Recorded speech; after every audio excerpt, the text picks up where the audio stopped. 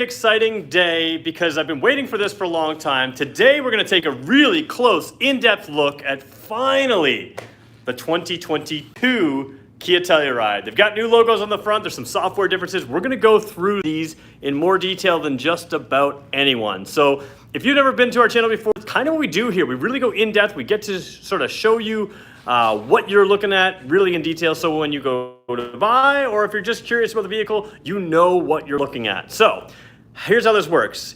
If you want just the content, you can skip ahead to just the 3-minute mark of this video. That's where we promise we'll get going on the content. In the meantime, we're going to let our live audience build. We're going to talk about some news and notes, and we're going to let you know what's going on in news and notes, and we're going to let you know how to join us live. That's what we're going to do. Sorry, slipping through. All right, let me just flip the camera all the way around right here. If you want to join us live, very simply, go to our YouTube page. You're probably already on that. If you go to it 2 o'clock Eastern time on a weekday and refresh the page exactly at 2 o'clock like we're doing right now, you will see our homepage kind of change over, and you'll see exactly this right here. The live video takes over the home screen. We're going to click that. You're going to have to watch an ad, and frankly, if you're looking to buy a Telluride, you're in Ontario, or any Kia, or any Hyundai, connect with me. There's a link in this description. As soon as the video is done being posted live, there's a link in the description that you can connect with me. I will connect you with our team. We'll do our best. We will take care of you, I promise. So I'm going to skip that ad. We're going to go back down here. We'll just show you really quickly what we've got.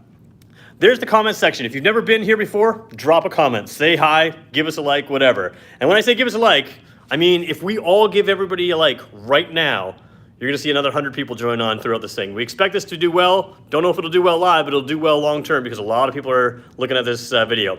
Okay, so what's going on in the news and notes department? First of all, when we cover these cars, lots to talk about. News and notes, we're also following the Hyundai world. Elantra N was just introduced worldwide. We'll talk about that. It is coming to Canada from the best I can tell. Santa Cruz is coming there. Kia world, Sportage, Sportage, Sportage. And Ioniq 6, or sorry, Ioniq 5 is Hyundai. EV6 from Kia. Both of those we will be following in detail. We're going to go really in depth in those. We're going to find more information. Some of you have asked why I haven't done the next generation Sportage video yet. And the reality is that the Canadian information has not been released yet. Essentially, North American information has not been released yet. As soon as it is released, then I'm going to go into a full in-depth video. I'm going to tell you what I see, what I can tell from what I see that maybe you won't be able to tell as much because I'm a bit of a Kia nerd. So we will have video on that new Sportage or Sportage if you're from the States. It'll be coming up soon. I'm just waiting for a little bit more information so I can do something that's really effective and give you the good information that you're looking for. So that's what's going on. We've got about 5 seconds left here. We're going to jump into this video, and 3, 2, 1. All right. All right, those of you that skipped ahead to the 3-minute mark, now we get to the fun part. I'm really excited to talk about these vehicles. So first of all, when the Telluride first came out, we couldn't see it in Canada. There was nothing around, but it did show up at the Detroit Auto Show. So we crossed the border, went and checked it out. We have been following this vehicle from concept through production. We've seen it win things like the North American Car of the Year. Peter, I'm pretty low res. Oh, let's fix that. Hold on 1 second, guys. All right. Are we still there? Somebody tell me if we're still there. Are we still there? Somebody told me I was low res. We're going to fix that. We're going on my data network. We want this to be a good one. So there we go. Okay, we're back in. All right, so what we're going to do is we're going to go really, really in depth here because we've been following this vehicle for a while. We saw it win, North America or Motor Trend SUV of the Year. It won all kinds of awards. Pretty much everything it's entered into, it has been winning. So it's already a winning car, and the reality is it's hard to get. It's hard even for me to get. I got 2 in the same video bay, and that's crazy right now. Sometimes you're going to have to wait on these vehicles. So that's why I want to make sure that you know what you're buying, because you're going to have to pay attention to these videos. So there's one other video I want you to know about. This is the 2022 model. I'm just going to jump over here and show you there's another in-depth video of some of the stuff that I won't be able to cover in this half hour, which you can see in another half hour. So you're going to go to our channel. You're going to go to the search channel. So just let me show you how to do that. There's our channel. There's a search bar right there on a desktop computer. You're going to search for this, or just search for that. Kia Telluride. What other videos aren't telling you? That one's got about 112,000 views in about 4 months. It gives you information that we're probably not going to cover as much in detail here. If you watch that video and you watch this video, you're ready to buy. So salespeople, if you're watching this, you guys all owe me. I'm doing it all for you. Now you got walk-ins that are going to be laydowns. Laydowns, that's what we call it. All right. Here we go. Let's dig in. We're going to start with the EX model, and this is the SX Night Sky. In Canada, we call it Night Sky. In the States, you call it Nightfall. Very, very similar. Let's take a look at the logos. We're going to start with the back. Out back here, Night Sky still has the dark logos. There's the new logo there. You can see that pretty clearly, and we'll take a look at it because I think it looks really good here in the chrome on, or sort of silver on silver here. And again, a lot of reflection in your camera, less reflection when you have two eyes compared to one camera eye. But it looks pretty cool. Those of you that are wondering why the wall is now black and a week ago it wasn't, we're gonna do exactly this on the wall. That Kia logo is going up on the wall. Gonna have a Brantford Kia Studio logo up here. It's gonna look pretty cool. So in the back, you've got that. We're gonna talk about the lighting differences. So where are we headed in this video? There are lighting differences in these two trims. We're gonna talk about that a little bit closer to the end of the video. We're gonna start with driver's seat, show you the EX model, and then we're gonna move into the Black Night Sky Edition and talk about all the features you get in the top of the line model. Then we're gonna go rear seat, which are different in these cars, for a middle row seat, which is different in these cars. Gonna go rear seat as well, trunk space, lighting, all the basics that you wanna see to live with this car. The in-depth technology section, that's that other video that I talked about. So that's where we're headed as well. So stay tuned, grab yourself a snack and a beverage. Here we go.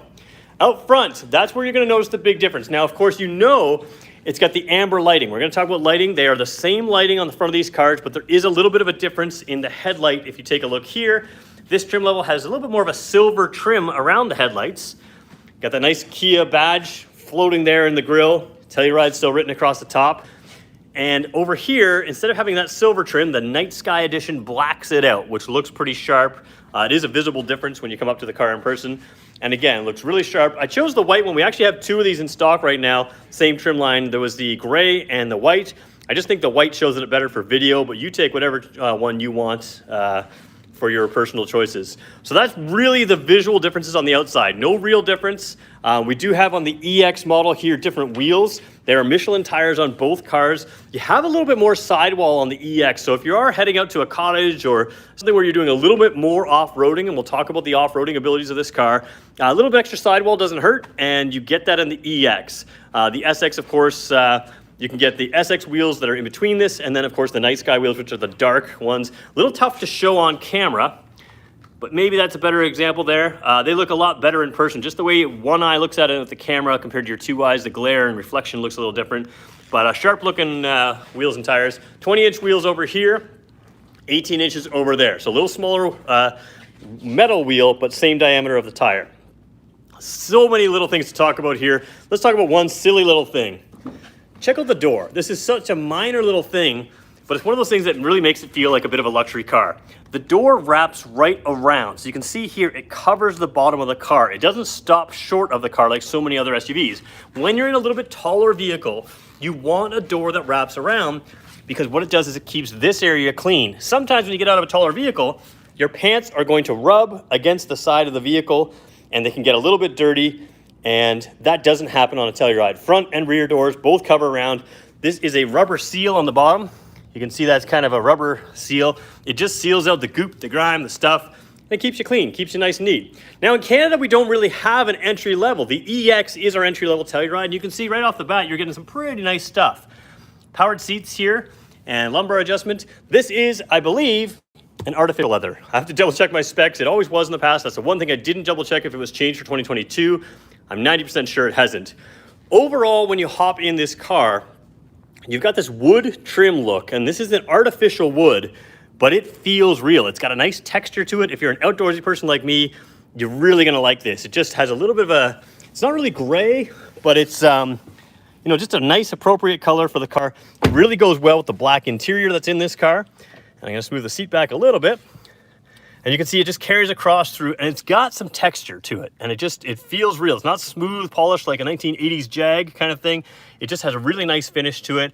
Overall, the feeling in both of these cars is of a high-end vehicle. So you really get some nice stuff.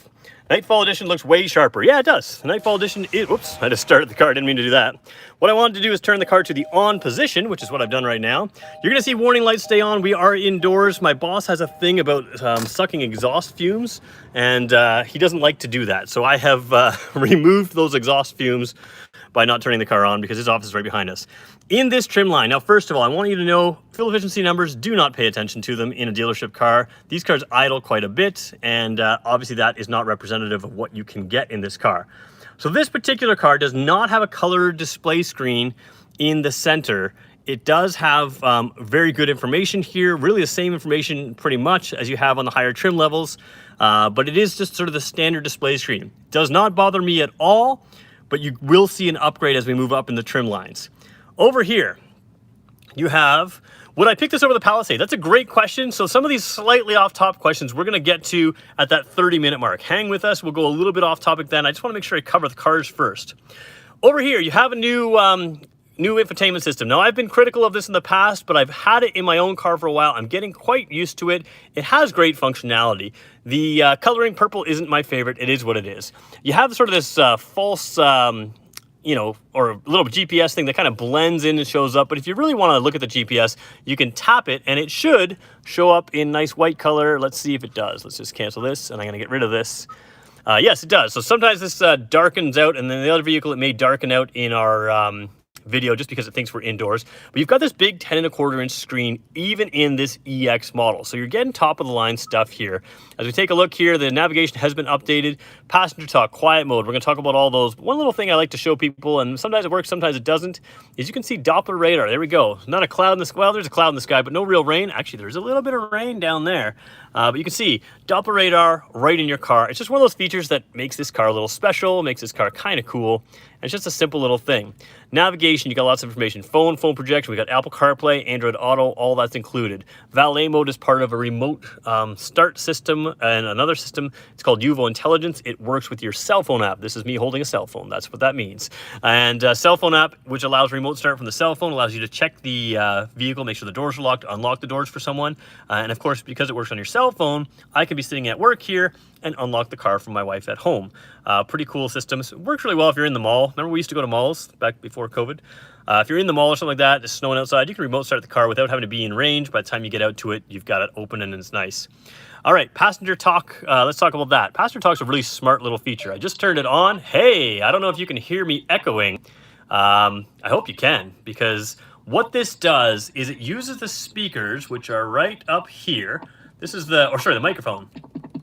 The microphone is what is used for your Bluetooth cell phone, and it sends it to the back of the car. Do we have a price for the car? Good question, we do. It's not on the Kia website yet. I'll give it to you in this video as well. So what's going on here is I can hear my voice in the rear speakers. If you've got kids in the back, and you don't have to yell to get their attention, but more importantly, you may be having them maybe listening to their AirPods, or earphones in the car. You can get their attention this way without going, hey, you in the back. So really cool that you can do the passenger talk. End it, and we're fine. So that is just a good way to speak to the people in the rear, and you can bring that up on the screen. You can bring that up in a number of different ways. Quiet mode is another great feature. What quiet mode does is it moves all of the sound to the front of the vehicle. Only the front speakers will play, and they'll be set to volume number 7. The rear speakers will not be on at all. What that does is, again, same thing. If you've got kids in the back listening to their own music, they don't have to listen to yours. Or if you have younger kids, they want to sleep in the back, they can do that. That's standard in this car as well. Now, the volume at the front is set to 7, but you can turn it up from there. So if it's 7's a little quiet, you want to go a little louder, you can. But it allows you to just take care of your passengers. Again, this is all about taking care of your passengers. Speaking of taking care of your passengers, rear climate controls. You can pull them up on this screen here, and it takes a split second on this brand new car, but it'll be better. And obviously they have the system set way too low here. So you can see you can set it there, and it also shows down here. Now this system is off. We're going to turn that off, and we're going to sync this up. Actually, let's not sync it up. So there we go. We can have 3 different temperatures in the car, depending on what you want to do. I'm going to turn these ones off in 1 second. But what's nice here is, let's just turn it off. It's going to save some battery, make it easier to talk. You have sort of a little bit of a new display here. You can change the temperature up there. You can change the temperature down lower in the screen. You have the lock rear climate controls. What that means is I can control the rear climate system from here, but my rear passengers can't control it from their controls, which are in the back. I'm going to show you a little bit later in this video. You also have auto dehumidify and auto defog. Auto defog is pretty standard in the cars, but not the auto dehumidify. So you have a truly automatic system that actually takes care of what's going on in the car. Do me a favor, guys, hit the like button right now if you think I should keep going. If you think I'm doing an okay job, and basically I'm going to give you a half an hour, probably 45 minutes of my time. I'm asking for this much time for you. Hit that like button right now. Let's see if we can keep going. All right, so down here you've got some hard buttons. Most of these are duplicate buttons of what you can do by just touching the touch screen. So you can do a whole bunch of things in here. Again, we have another video showing you a lot of the stuff you can see in here. You can watch that video if you want to see it. You do get Sirius XM radio up here. So you have really the stereo that you want, and it actually is a pretty cool looking stereo. If I show it to you up here, there's a lot of ways to display the stereo. This is one way. It's kind of a new look. It looks pretty sharp. Sirius, and you can go AM or FM as well. If you don't want to do this view, maybe you want to do a different view where, let's say we're going to look at the map. So I just hit the hard button for the map, and then you can pull it in over here. They can keep my passenger talk up if I'm going to be talking to them soon, but maybe I just want to know what's going on in the stereo, so I can do that. And you can set a lot of these in here. There's a map there if you want to do something else in here.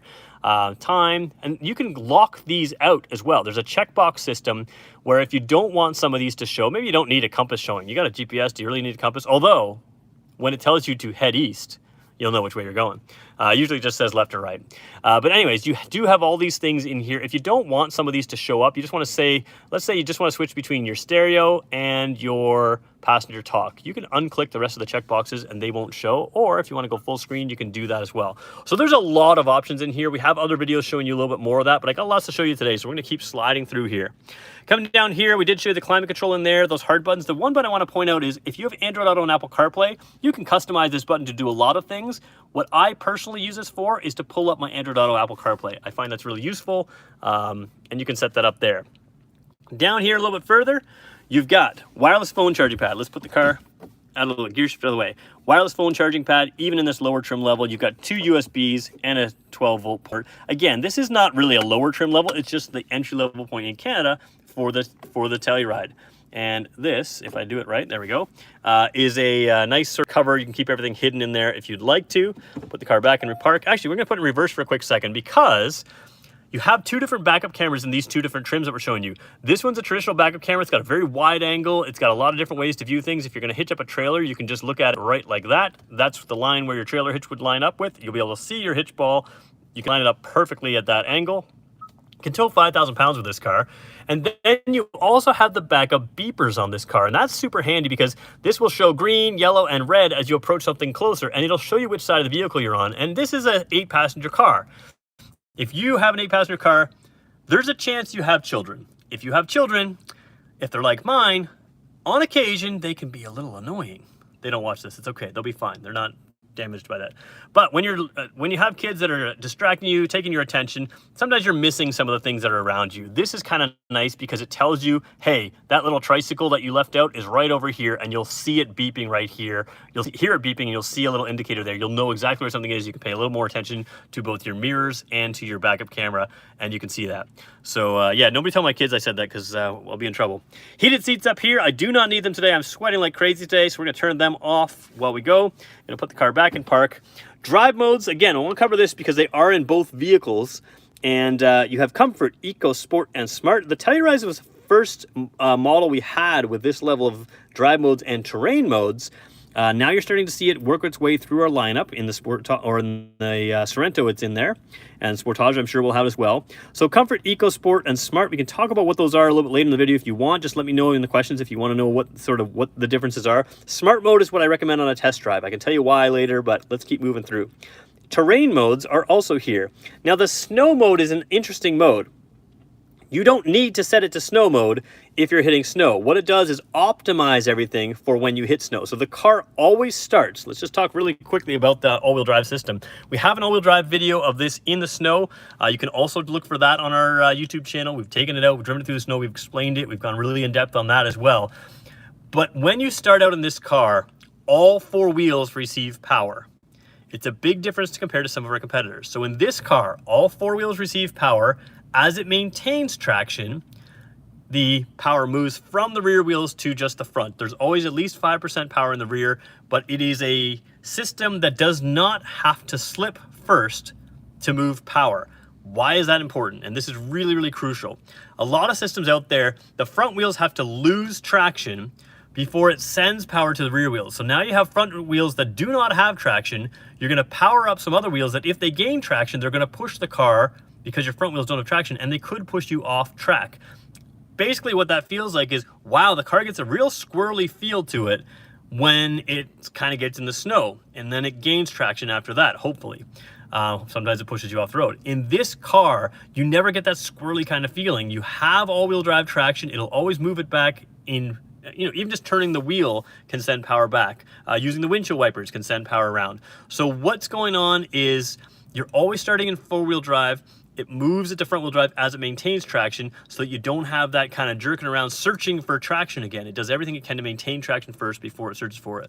Humberto's a friend of mine. He's in Puerto Rico, and he's telling me, don't really need that snow mode out in Puerto Rico. That must be nice. All I know is you still don't get to live in Canada, buddy. All right, down here, so snow mode, mud mode, and sand mode. Again, the whole vehicle will be optimized. Traction control systems, all-wheel drive systems, transmission shift points, and a whole bunch of other things. And it monitors everything like hundreds of times a second, and it changes everything around much quicker than you could ever dream of doing it. And again, if you're in the cottage or camping roads and you get a little bit muddy, you're not going to get as stuck because you can use that mud mode. Sand mode, same thing. So really good systems there. Backup beepers here, electronic parking brake, auto hold system. The auto shut off here as well. When you come to a stop sign, stop light, the car is capable of turning itself off. Some of you hate that feature. I get it. You've driven our competitors' cars and it's a brutal feature. Works really well in our cars. The second you release that brake pedal, the car restarts instantly. By the time you get the gas pedal, it's ready to go. It doesn't always shut off, but it is a good system. And I know that some of you hate that system. I think you'll get used to it in this car, and I don't think you'll mind it at all. All right, let's keep going around here. Take a pick here. Is the terrain mode specific to Canada vehicles? Maybe. The Americans used to have a different model. I don't know if they've got the terrain mode yet. It is a really good system. You've got your, over here on the mirror, you can have 3 garage doors to open. I'm not that wealthy. I only have 1 to open, but you could program this for up to 3 garage doors and open them, so that's kind of nice. You do have a little sunglasses holder up there, and you have your UVO intelligence buttons back here, which again is that cell phone app, which you can also use the buttons there. In this car, you still have the white LED lights, which you may not expect on this trim line. Let's just go a little bit over here. You do have a sunroof above me as well. There is no rear sunroof in this car, but you do sort of feel like you have that same sort of system in the front. All right, we're 22 minutes in. What we're gonna do now is, instead of taking your questions like I usually do at this point, we're gonna jump to the SXL, then take your questions. We're gonna go driver's seat, just add to what I didn't cover here that is in that car, and then we're gonna go rear seat, trunk space, lighting, other stuff, and questions. I promise we'll hit it all. There's 62 of you on right now. I've only got 26 likes. I think we can do a lot better than that. I'm gonna go for 60 likes today, 6-0. If you all hit it, we're gonna go blow past. We've already had 200, 300, 400 people on already. Let's keep rolling with it. And 61 of you are currently still on, so let's keep rolling with that and go. All right, SXL, which is really SXL Night Sky. Light turned off, motion sensor, come on, there we go. So we're jumping around here into this car. Now, big upgrade here. Again, larger wheels, a little bit different look. We'll talk about some of that. Let's jump inside. And you're gonna notice on the mirror here, you've got a little extra camera right there. That is multi-purpose. Inside here, one of my favorite seats in any car. Powered seats with the lumbar adjustment, but you've got this adjustment right here. These are already big seats. Watch this area right here. I'm bringing it all the way in. And if you're a shorter person, you can shorten up this seat. It's still gonna be nice and long and comfortable, but if you're a taller person, people with long legs, and I've got fairly long legs. I'm only about 6 feet tall, but I still have fairly long legs. You'd never get a seat that stretches out and goes right up to underneath your knees. That's what this one does. So large seat that gets even larger. It's super comfortable on a long trip. I'm gonna leave that out while I'm sitting here, sitting on my job working. All right, let's turn this vehicle to on. Big upgrade here now. You've got a color display screen. Now, some people think that it should have been a full display screen. We know that a Kia Sorento SX has that. I can't argue with you. Sometimes that full display screen is nice. However, you lose no functionality whatsoever. So here's that all-wheel drive system I was talking about. If you're watching it, you can watch it in the other car as well. This is just a clearer screen. Look at that. You can see the engine in there. You can see a little rear drive shaft in there. So this is a bar graph that as you're accelerating, it will fill in color to show you where the power is. You can see your all-wheel drive system working, and that's why you can see that it's better. There's a lot of different things in here. The reason you might want this here instead of, say, a speedometer is because you do have a heads-up display. Heads-up displays are notoriously difficult to film, but in addition to the speed, you can put all kinds of information, blind spot detection information, you can put your navigation information, you can put all kinds of things, and it is projected on the windshield. When I do this, it looks like it's way, way far away, but I can easily read it. Again, the camera doesn't film it proportionally, it doesn't look right, but you do gain that heads-up display, which means you can use this color display for a lot of other functions.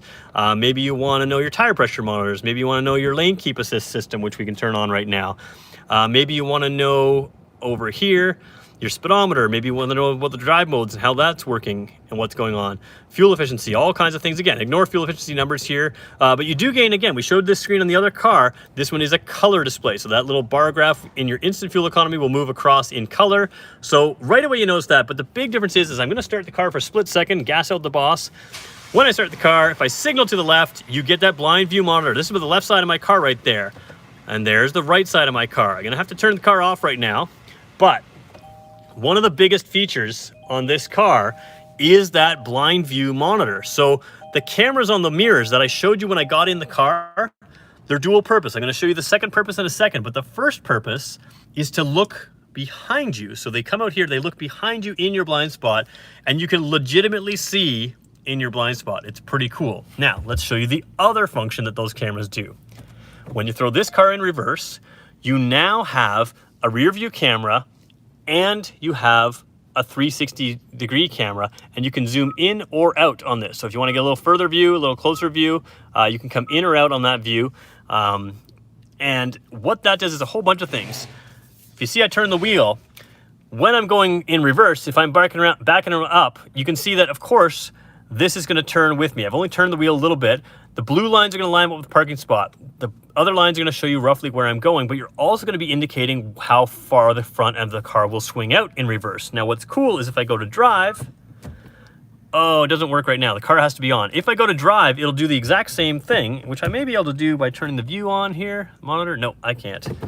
Let's see if I can do that. I'm trying to trick this into coming up. No, I have to start the car again. You know what? Let's just start the car for a quick second. Oh, can't start it when you're in drive. Start the car really quickly again. Now we're in drive, and you can see this is in front of the car. I have no way of seeing that grate that's in front of the car.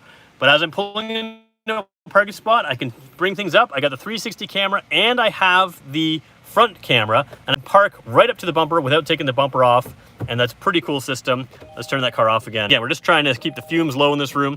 But it's a pretty cool system, the 360 camera, zoom in, zoom out, backup camera, and you can also view the side camera. So it does a whole bunch of little things here. And the software is what changes it from being able to use those cameras here to look straight behind you and being able to use the camera to look straight down beside you. The other thing that happens when you throw the car in reverse, I will show you right now. There's my mirrors beside me. If I hit reverse right now, those mirrors tilt down. I don't know if you can see that, and you can adjust them properly, but the idea is backing up this car, for some of you, this is, whoa, that's an interesting white balance. For some of you, this is going to be the largest car you've driven in a while, and it's not that large, but it's very easy to park, very easy to drive. It's got a good sharp turning circle as well. So all of that is really good. Do me a favor, guys, we're at 27 minutes. We're going to go at least to that 40-minute mark. Hit the like button. We're at 38 likes. We're going for 60, so what is that? Another 23-ish, 22-ish? Let's see if we get, oh, that's not even right. I don't know. My math is not strong. 70 of you are on. If you all hit the like button, we're past 60. All right, so same basic system in here. A lot of different things. You have a guest mode here, which I didn't point out in the other one. You can change the user. Driver 1, whoops.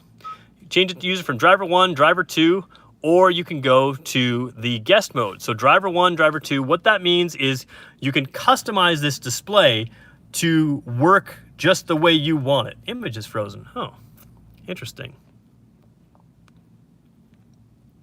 Am I back, guys? Let me know if I'm back. Sounds like we're having some overall internet issues here. Am I working? Somebody give me a thumbs up if we're back, like, or let me know. Hey, we're back. Okay, sorry about that, guys. Having some internet issues. I'm on my data network instead of the store's network. All right, so what I want to show you, I'm not sure if we got it, is the guest and change user. You can do the driver 1, driver 2, or the guest mode. We were in the guest mode, so we're just going to leave it there for this particular video. What that does is customizes all this up. So what that means is you can set all these things up. You can even move these icons around the way you want them. But basically, you can customize this car just for you. So everything is the way you want it, where you want it. And if you're like me and you grew up not sharing very well, sorry, my brother. I only got one brother. Then you can customize this just the way you want it and make it the way you are. Make it the way you want it. Same thing over here. Same thing over here. Pretty much you've got the same stuff there. So nicer seats. A little bit nicer overall interior features, including that really nice color display in here, but a pretty similar overall experience. I should point out a few other things. The heated seats, and you have the ventilated seats. So the ventilated seats are a nice feature. In fact, I'm going to leave them on for a second here. Actually, well, hold on. There we go. The nice thing about the heated and ventilated seats in this model is you can set the car where it's hot outside. The car can It knows that. And what it can do is turn on the ventilated seats when you turn on the car. So you've got automatic climate control that can set the climate, and your ventilated seats will automatically turn on. Same thing when it's cold outside. You can set it up when it's cold outside to turn on your heated seats and your heated steering wheel and the automatic climate control. So really good system there, works really well. That's really the big advantages. Any news from Kia on changing the colors? That is a black copper model that is a new-ish color, not for 2022, but I hadn't seen it yet. In our LED lighting, looks black. When you take it outside in the sun, you can see a coppery tint to it. It's really kind of cool. So we'll show you that a little bit later. All right, so here's where we're going. We're gonna take your questions now. We're only at the 30-minute mark. We're already at the 30-minute mark, excuse me.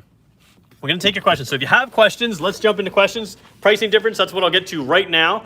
And then we're gonna go rear seat trunk space, third row if you want to. So like I said, this is gonna be about 40 to 45 minutes because of this.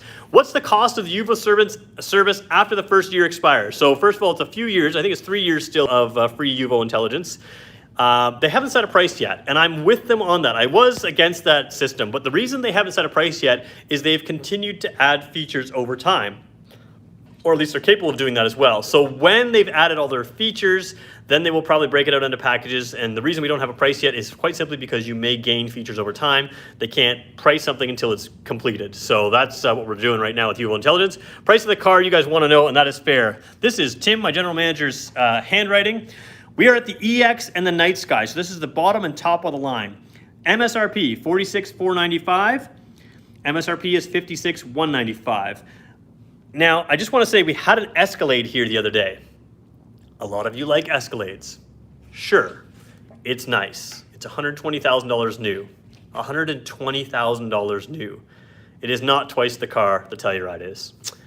I would argue the Telluride is a match to that car. You can tell me it's different, but that's fine. Even if the Escalade is better, it's not twice as good. So really good value here. I hear a lot from people commenting that they're having to pay more than MSRP. You will never have to pay more than MSRP at Brantford Kia. So that's who sponsors these videos. That's who allows us to do these videos, Brantford Kia. That's who we are. We're in the Brantford Kia studio. Talk with us. You will not pay over MSRP. There will probably be a wait at the time of filming right now. So let's just deal with that and be honest about it. Like a lot of manufacturers, there is a wait to some of these cars. They are very popular right now. And but other than that, that's what we got going on. All right, so I'm going to your questions right now. Let me just I'll let you guys look at the car instead of me because that's probably a better look. Do you think they'll ever add the 3.3 twin turbo? No. The reason I don't think they'll add the 3.3 twin turbo is because we cannot keep the car in stock as it is right now. We just can't.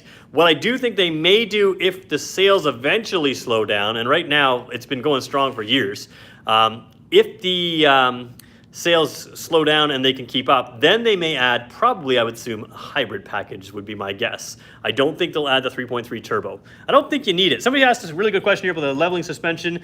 Does adding the tow package with self-leveling suspension affect the ride quality if you drive mostly empty? So this car comes equipped. So again, Americans are different. The Canadian car, this car comes equipped with self-leveling suspension. What it is it's not an air system. The air system it's just, frankly, air systems are usually less reliable. This is a system that moves the oil around in the shock. So what you do is you load the car down or put the towing hitch on, load your trailer, and the car is gonna squat. It's gonna squat.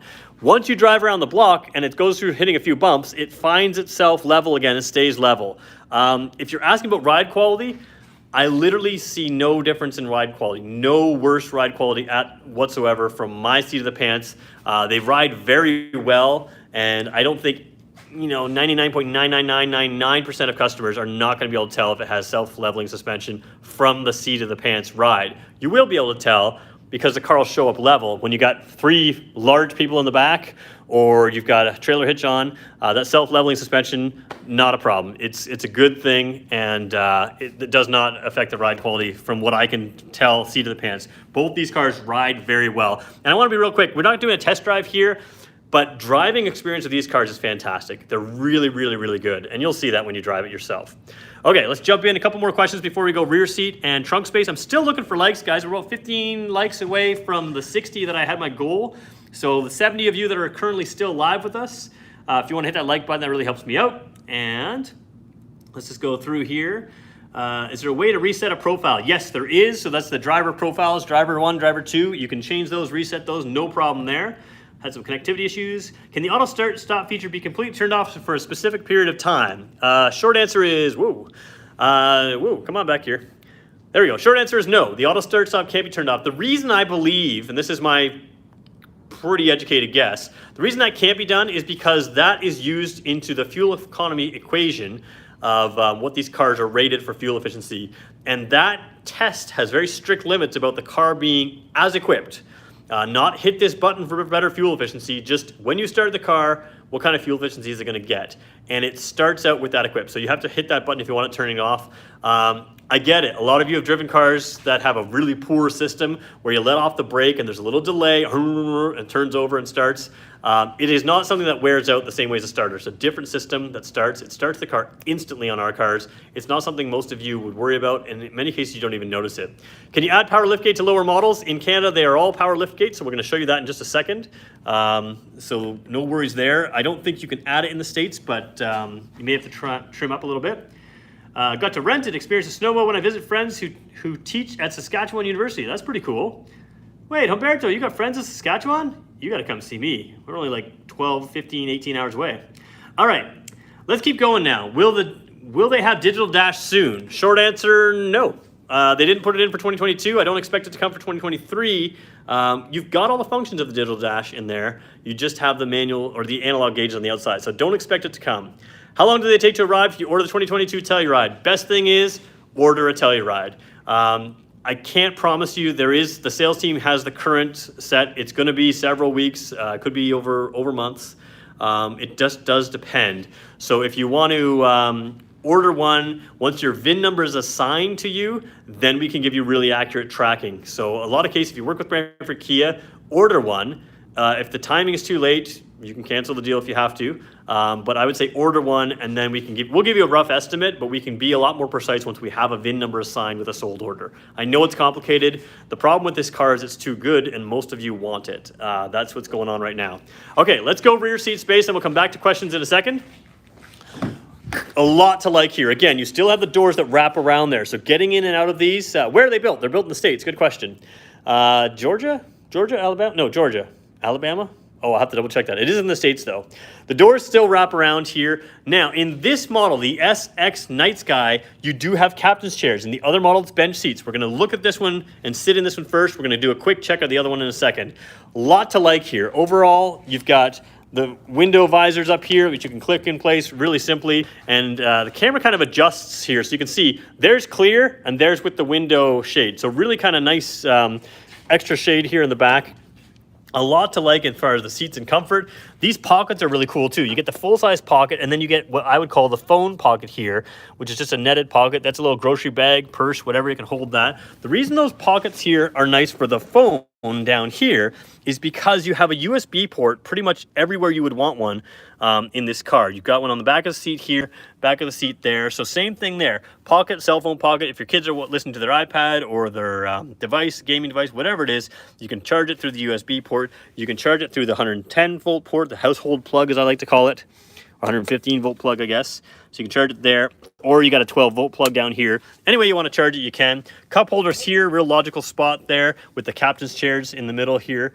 Couple things I really like about these chairs is, if I can just get around, put the armrest down and it comes down too far. I don't know if you can see that. It's below level. This would be level, it's below level.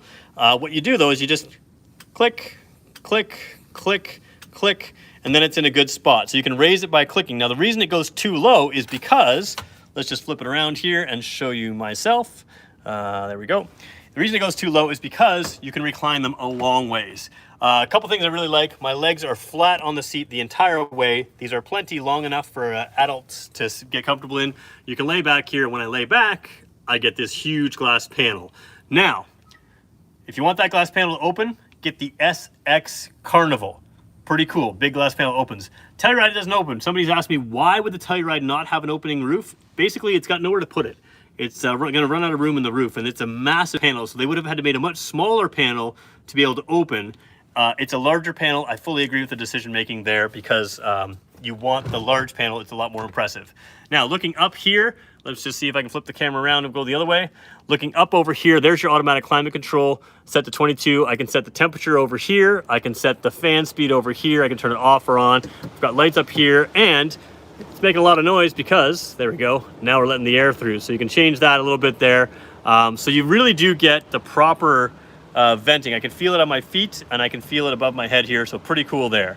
So you are so detailed, thank you for that. That's kind of what we do here. This is, you know, I'm not gonna cut corners for you. I'm gonna go a little bit too detailed.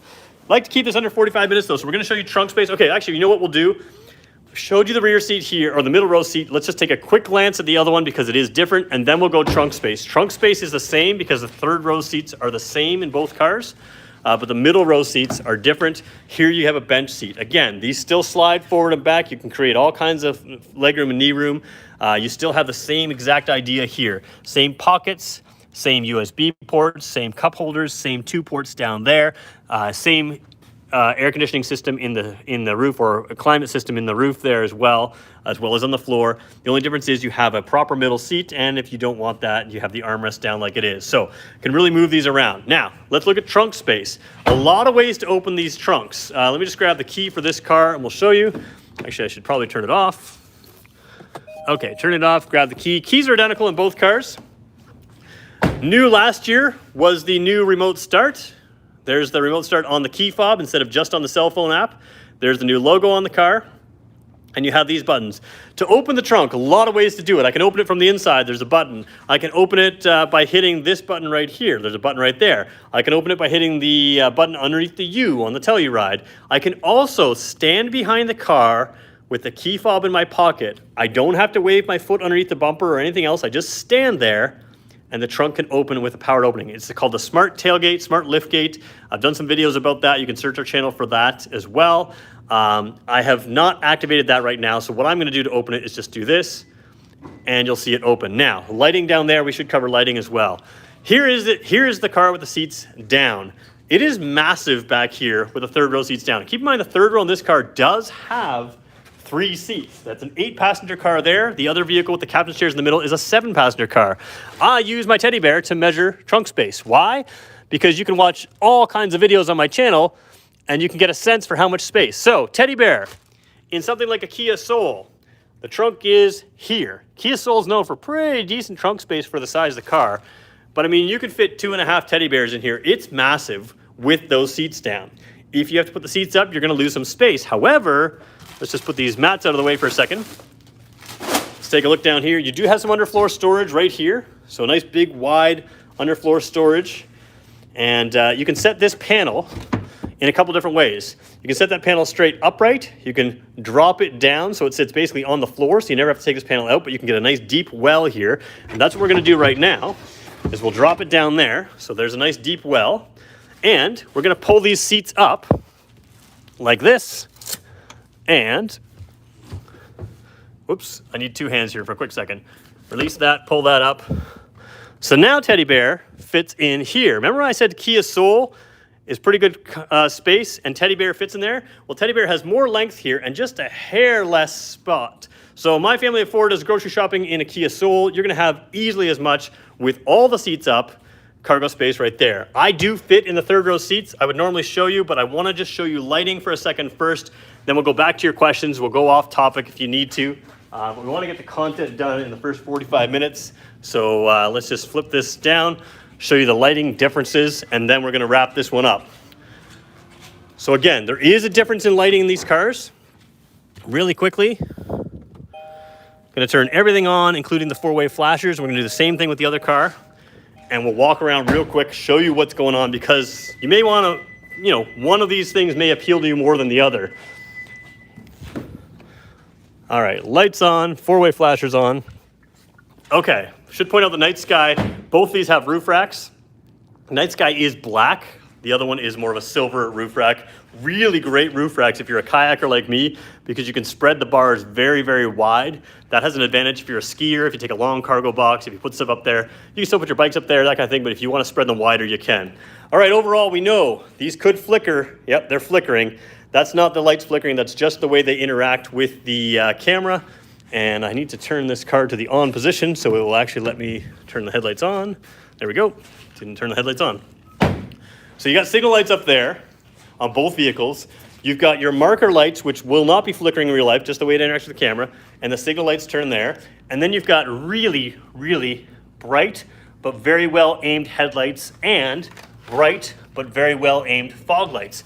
The big benefit of LED lighting in the front of the car is you have really white. This actually looks white to me in person, but because it's so bright, the camera can't even adjust it to the color. But you have really white, clear area in front of you. What that does is it gives you a really clear view at night. You can see things and you can recognize them because it's daylight in color. When it's daylight in color, you recognize what's in front of you. It also has auto high beams. I drove a Tesla not too long ago. Tesla's auto high beams don't turn off when you come into cities. Kias are really good at seeing traffic. They'll turn on and off, but you head into the city with city lights, they'll turn off. So you can almost drive with your high beams on all the time. And sometimes I often do because they don't turn on all the time. Now, differences in the back end of the car. The SX model in Canada, it's gonna have the back end like this. They do not have, this is EX here, so EX and SX, this is your back end. You're gonna have your lights there, brake lights are the bottom half only, and then your signal lights are just below here. That is different than on the SXL or the Night Sky. These are LED lights. Again, the flickering doesn't happen in real life. I mean, the signal flickering, but the flickering between signals, that's just the way it interacts with the camera. And you do have LED lights there and just reflector down there. So that's a big deal. And then the one thing you can't see on camera, some people complain that they think these are too low, which they're not. They're all part of the thing. You can't see on camera, but you can see easily in real life. The mirror itself has a yellow signal that you can see from the front, but you can also see very clearly in real life, hard to see on the little tiny screen, very bright light right there. So you will always see this car's signal lights on. Differences in the back here, just the final thing, a little different coloring, of course, to the back diffuser tray. They kind of hide the exhaust over here. They make it a lot more obvious over here. Nice big dual square exhaust there. And this one has the sort of, the black chrome type thing. My camera's losing it, guys, sorry. Okay, black chrome there. I'm gonna turn my camera mount off. We're gonna be a little shaky for the last seconds here. Hold on, there we go. Hold on, guys, just camera's having trouble keeping up here. All right, so I'm gonna freehand the rest of the video. So that is a little different. So that is the most in-depth Kia Telluride 2022 video that I can think is out there right now. Obviously these cars are brand new, they just arrived. If you wanna know more about them, we'll do more videos on them. Some of the videos I've already done on the previous Tellurides are still going to apply for this vehicle. They still make sense, they still work, so you can watch them on our channel. But if you have questions, I'm gonna go through questions really quickly right now, and then I want you to ask me more questions in the comments after this video is posted, and I will fill them in as much as I can. We got 63 likes. Bear with me, guys. I'm gonna have to hold this freehand. I'm gonna take your questions, and I apologize, my camera mount, sometimes my phone's not perfect, it gets a little overheated, and it had some trouble today. Turn lights in the back of the bumper, yeah, we showed those. Digital dash clusters are terrible analog gauges for me, so there you go. Some people like them, some people don't. Palisade does have the digital gauge cluster, yes it does, and they're saying Telluride is better, there we go. I'll leave that opinions to you guys. Somebody said, would I take Telluride over Palisade? They are different. They're built on similar platforms. They're not built in the same factories. Telluride does have that digital gauge cluster. Really what it comes down to for me is styling. Do you prefer one styling over the other? If you really want that full digital gauge cluster, you can't get it in the Telluride. You have to go with Palisade. Personally, I'm not sure if I'm allowed to take an opinion. I'll admit this, I really do like the look of the Telluride personally. It seems to win the awards, and I think that might be based mostly on looks. But yeah, it is very, very well styled, I would say. Trim lines can differ between the two. You're gonna have to choose which you want the most and which one you like better, and choose the vehicle that you love the most. It's not gonna matter to me. If you wanna know more about Palisade, we'll have those videos on here as well. We've done a bunch already, but we'll do a bunch more as well. So there we go. How about offering dual exhaust tips on both sides of the car? That'd be cool. Are they going to move the AC vents from the ceiling to the pillars? No, I don't think they need to. I think the AC vents are kind of perfect in the ceiling there. They work really, really well. So I don't think they need to move that. Just a few hours drive for me to get to Kia heaven. All right. Georgia, yeah, somebody said where they're built, they are built in Georgia, that's right. I was trying to say, were they built in Georgia or Alabama? These are Georgia. That makes sense. Nightfall SX Prestige is a beautiful vehicle. There we go. All right, guys, we are 49 minutes in. That's a really long video for us, but I wanted to go in detail, give you everything could. 77 of you are still on. I appreciate that. We got 66 likes. If you guys want to give us an extra one before we go, that's great. I'm going to leave it there. It's probably the longest live video we've done. Thanks, everyone. We will see you again tomorrow.